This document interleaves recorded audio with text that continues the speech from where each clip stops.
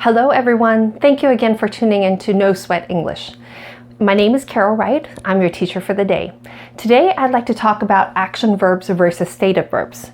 And before we do that, if you have not subscribed, please hit the subscribe button and the bell so that every time an episode uploads, you'll be sure to get it. Let's get started. Now, action verbs and stative verbs. Action verbs are verbs that have to do with movement, action, or process. On the other hand, stative verbs has to do with state, emotion, senses, opinion, and perception. Let's talk about each one of them. In action verb, movement and action and process has to do with the verb having some kind of action or process. For example, walk, walking, read, reading, which is a process, and fall, falling, right? So those all involve action, and there are many other verbs as well. Whereas on the other hand, we have state. State is the way something is.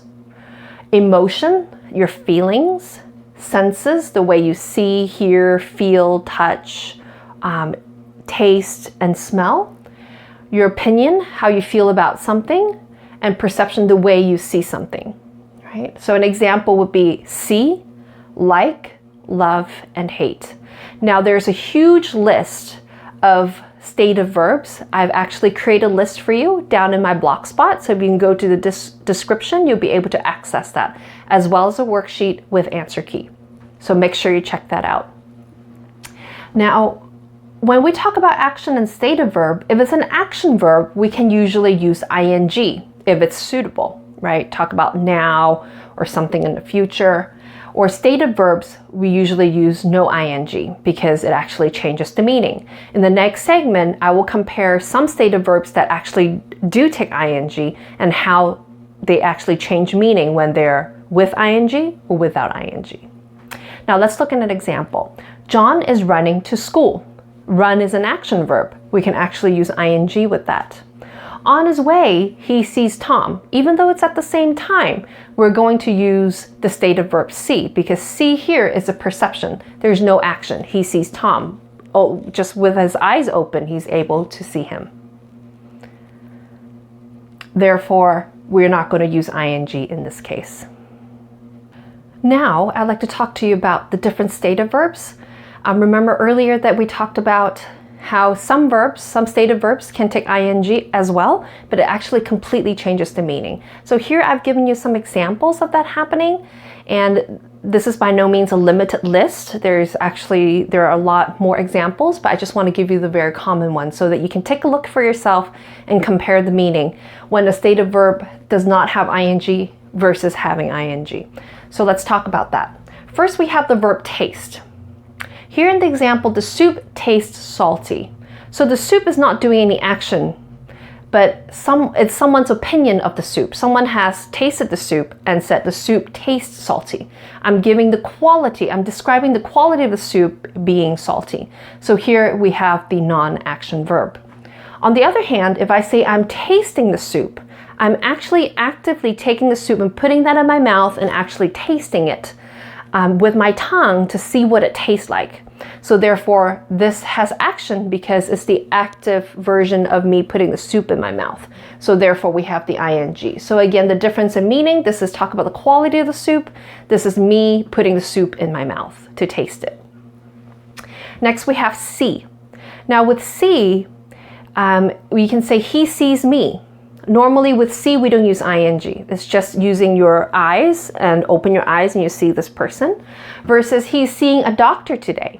Now seeing is quite a special verb because it has two different meanings when it's used in ing. One we use with doctors or medical professionals. I'm seeing a doctor this afternoon. I'm seeing the dentist this afternoon. Or someone you're romantically involved with. Jack is seeing Jill. That means they are romantically involved, maybe boyfriend, girlfriend, or dating. Okay, so remember with see, with ing, it has these two special meanings. Next, we have the verb have. John has a dog. Now, there's no action here because it is only talking about ownership. John has a dog. There's no action involved, just describing what John owns or possesses. Whereas John is having lunch. This is, again, the action of eating lunch, experiencing the lunch. We can put ing here, Okay, so again, the difference in meaning, ownership without ing, and ing experiencing and actually doing something. Next, we have the be verb. Jack is serious. Here I'm describing his personality. There's no action again. Whereas he's being silly today. Now we can use ing with being to talk about a short-term personality change or different. So usually I can say Jack is serious. Here we can even connect these two sentences. Jack is serious, but he's being silly today. So normally he is serious, but for a short term, just today, there's a personality change. I can say he's being silly for a short time. You look happy. This look means the way you appear, how you seem. You seem happy. There's no action here. It's my perception of what you look like today.